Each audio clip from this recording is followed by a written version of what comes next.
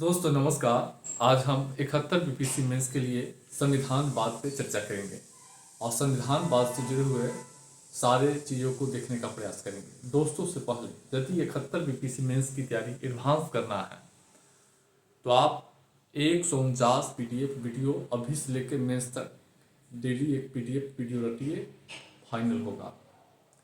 Final होगा। इसका charge 4,000 है। 83 73 98 49 पे संपर्क करके आप बैच ज्वाइन कर सकते हैं। आइए हम चर्चा को आगे बढ़ाते हैं। संविधानवाद क्या है, पहले यह जानना जरूरी है। संविधानवाद एक आधुनिक संकल्पना है जो विधि या कानून या नियमों द्वारा नियंत्रित शासन व्यवस्था या राजनीतिक व्यवस्था को संबोधित करता है। ये व्यक्ति के स्थान पे कानून की सर्वोच्चता का समर्थक है। इसमें लोकतंत्र, राष्ट्रवाद और सीमित शासन वाले सरकारों का समावेश रहता है। सरल शब्दों में अगर संविधानवाद कहिए सुनिएगा तो अनियंत्रित शासन के विपरीत नियमानुसार शासन, नियम के अनुसार जो शासन है उसको हम संविधानवाद कहते हैं। नियमानुसार शासन संविधानवाद कहलाता है। यानी संविधानवाद क्या है?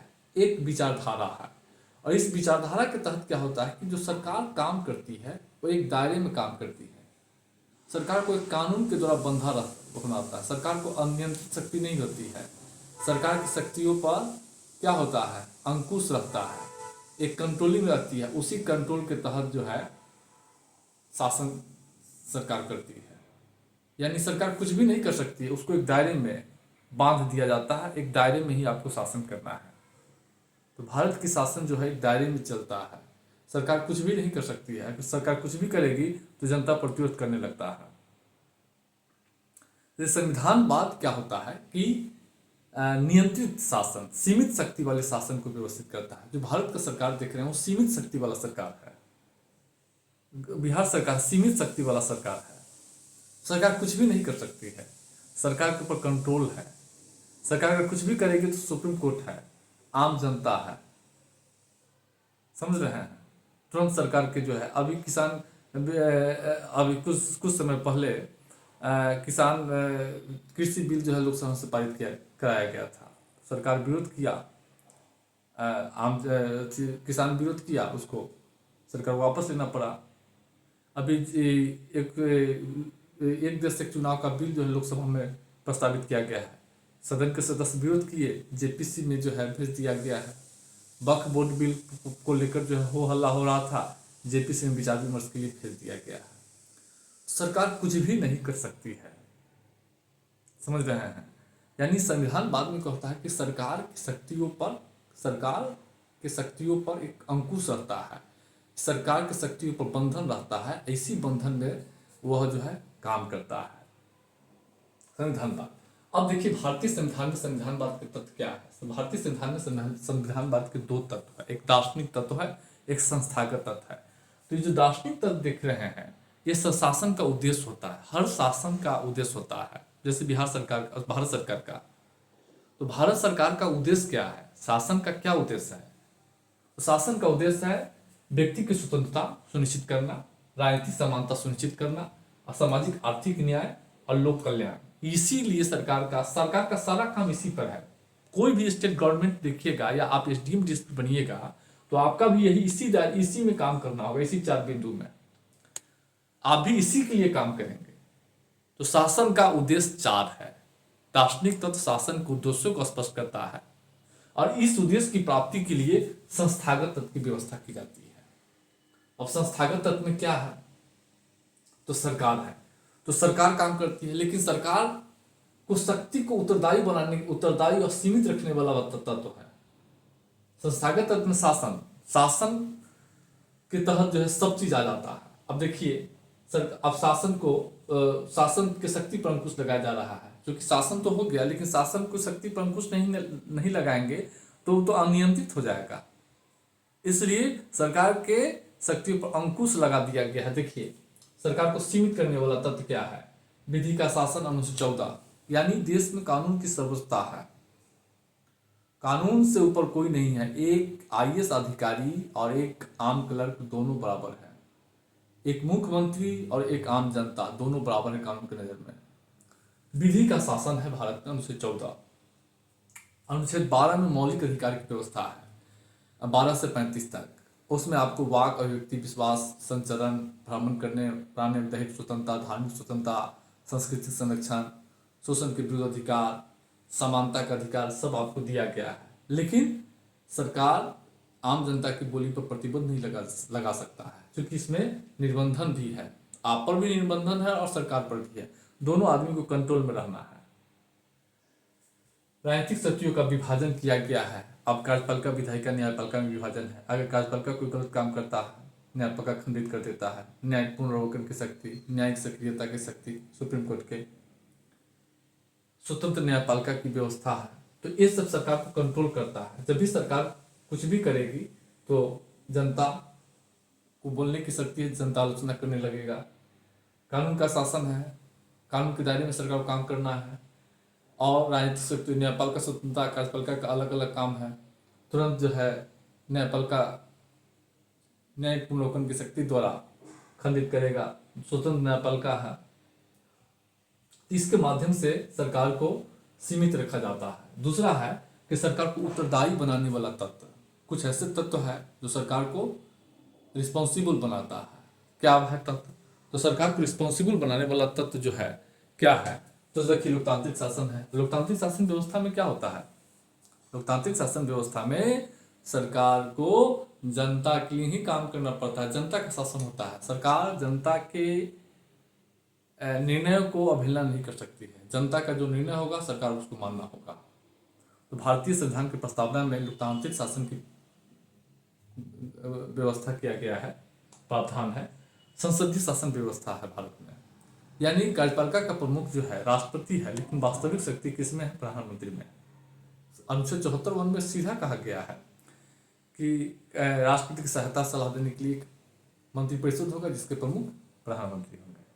अनुच्छेद 53 में कार्यपालिका शक्ति जो है राष्ट्रपति में निहित होगी। तो उसके बाद नियमित चुनाव होता है। नियमित चुनाव के माध्यम से जनता का, नेताओं का उत्तरदायित्व सुनिश्चित होता है, क्योंकि बार बार चुनाव में जाता है तो जनता उससे सवाल करता है चुनाव के दौरान। उसके बाद क्या है? प्रेस है, मीडिया की स्वतंत्रता है। सरकार के गलत कार्यों को मीडिया उजागर करती है, लेकिन आज मीडिया उजागर नहीं करती है, सरकार के पक्ष में हम मिलाती है। तो इस संविधानवाद के सामने बड़ा चुनौती है प्रेस की स्वतंत्रता सुनिश्चित होना। तो आप समझ गए हैं कि संविधानवाद का उद्देश्य दो तत्व है, एक दार्शनिक तत्व, एक संस्थागत तत्व। दार्शनिक तत्व शासन का उद्देश्य होता है, और इस उद्देश्य को प्राप्त करने के लिए जो है व्यवस्था किया, शासन की व्यवस्था की जाती है। और शासन की व्यवस्था किया गया, लेकिन शासन को उत्तरदायी और कंट्रोल करने के लिए भी प्रावधान जो है निहित कर दिया गया है। जैसा कि आप जानते ही हैं कि संविधानवाद का अर्थ ही है नियमानुसार शासन, यानी यह जो है विधि या कानून या नियमों द्वारा नियंत्रित शासन को संबोधित करता है। यानी सरकार एक दायरे में रहकर काम करना। तो सरकार को इस दायरे में रखकर, ये दायरा है, इसमें बांध दिया गया है कि आप इससे ऊपर नहीं काम कर सकते हैं। अब हम लोग देखेंगे संविधानवाद क्यों जरूरी है।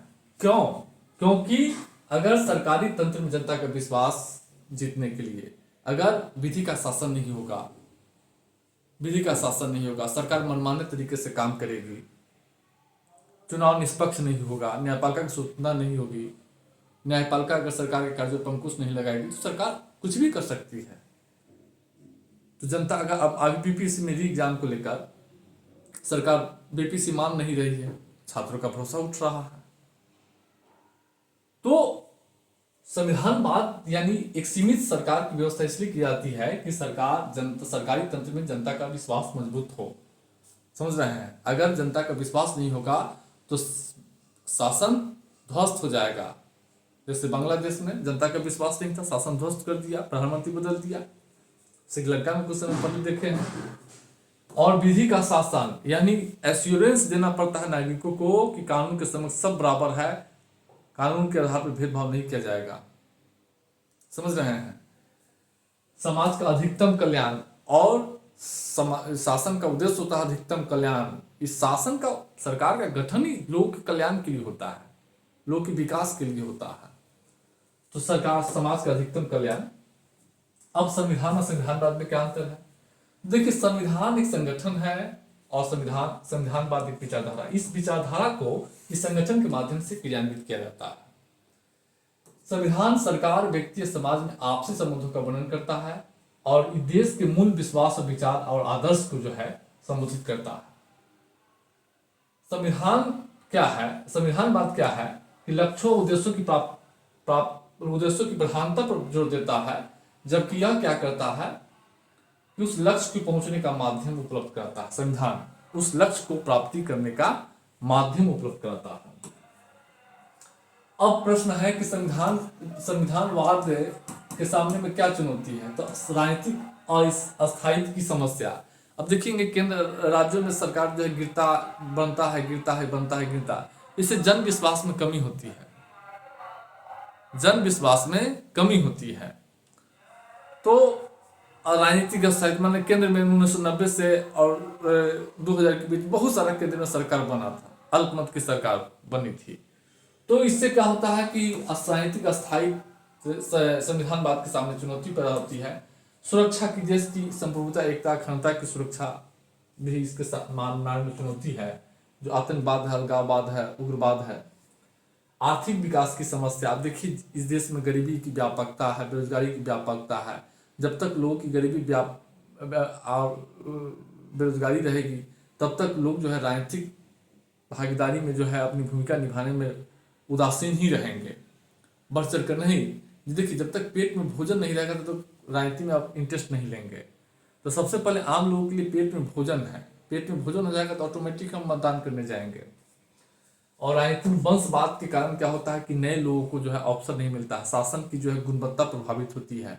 समझ रहे हैं? एक ही परिवार के लोग लगातार शासन में काम कर रहा है, जरूरी है कि वो परिवार योग्य ही होगा शासन के लिए, तो इससे शासन की जो है क्वालिटी पर असर पड़ता है। केंद्रीकरण की बढ़ती। देखिए आज के हाल के वर्षों में बीजेपी जब से आई तब से शक्ति जो है का क्या हुआ है, केंद्रीकरण हो गया है, सारा शक्ति प्रधानमंत्री के पास है। इससे क्या हुआ है, संविधानवाद के सामने चुनौती पैदा हुई है। और प्रेस की स्वतंत्रता सुनिश्चित करना, क्योंकि प्रेस आज भारत सरकार की कमियों को नहीं गिरा, सरकार को सपोर्ट कर रही है। इससे जो है संविधानवाद के सामने चुनौती है। आपातकालीन व्यवस्था। देखिए अनुच्छेद 352, 356, 360 में आपातकालीन उपबंध है। जब आपातकाल लागू होता है तो मौलिक अधिकार का निलंबन हो जाता है। तो इससे क्या होता है, व्यक्ति के अधिकारों पर असर पड़ता है, प्रेस की स्वतंत्रता प्रभावित होती है। इससे जो है संविधानवाद के मार्ग में एक चुनौती पैदा होती है। अब है भारतीय संविधान के क्या विषय। देखिए भारत के संविधान सबसे लंबा संविधान है, जैसा कि आप सब जानते हैं, विश्व के सबसे लंबा संविधान है। और भारत के संविधान में 1,46,385 शब्द है अंग्रेजी संस्करण में, जबकि अमेरिका के संविधान में 5,000 से कम शब्द है, कनाडा के संविधान में 6500 से कम शब्द है। तो भारत संविधान सबसे लंबा, विश्व के सबसे लंबा और विशिष्ट संविधान है। दूसरा है भारत के संविधान में एकल नागरिकता का प्रावधान है, और अमेरिका स्विट्जरलैंड में दोहरी नागरिकता है, राज्य की नागरिकता और देश की नागरिकता। अमेरिका की नागरिकता, भारत में केवल भारत की नागरिकता है, न कि किसी राज्य की नागरिकता है। भारत में संसदीय शासन व्यवस्था की स्थापना की गई। संसदीय शासन व्यवस्था में राष्ट्रपति कार्यपालिका का प्रमुख होता है, लेकिन वास्तविक शक्ति प्रधानमंत्री में निहित होती है। संविधान की, भारत में संविधान की सर्वोच्चता है, यानी संविधान से ही सारी देश के जितने भी शासन के जो विभिन्न अंग है वो शक्ति प्राप्त करता है, चाहे केंद्र राज्य हो या न्यायपालिका, कार्यपालिका, विधायिका, सभी संविधान से अपनी शक्ति जो है प्राप्त करता है। भारत में संघात्मक शासन व्यवस्था है। संघात्मक शासन व्यवस्था में सरकार के 2 स्तर होते हैं, केंद्र और राज्य, और दोनों में जो है शक्तियों का विभाजन होता है। 7वीं अनुसूची के द्वारा केंद्र राज्यों के बीच जो है शक्तियों का विभाजन किया गया है, राज्य संघ सूची, समवर्ती सूची, राज्य सूची। और भारतीय संविधान में नागरिकों को मौलिक अधिकार के, नागरिकों को विकास करने के लिए, सर्वोत्तम जलवायु उपलब्ध कराने के लिए अनुच्छेद 12 से 35 में मौलिक अधिकार की स्वतंत्रता दी गई है, मौलिक अधिकार की व्यवस्था की गई है। भारतीय संविधान में न्यायपालिका निष्पक्ष होकर काम करे, इसके लिए न्यायपालिका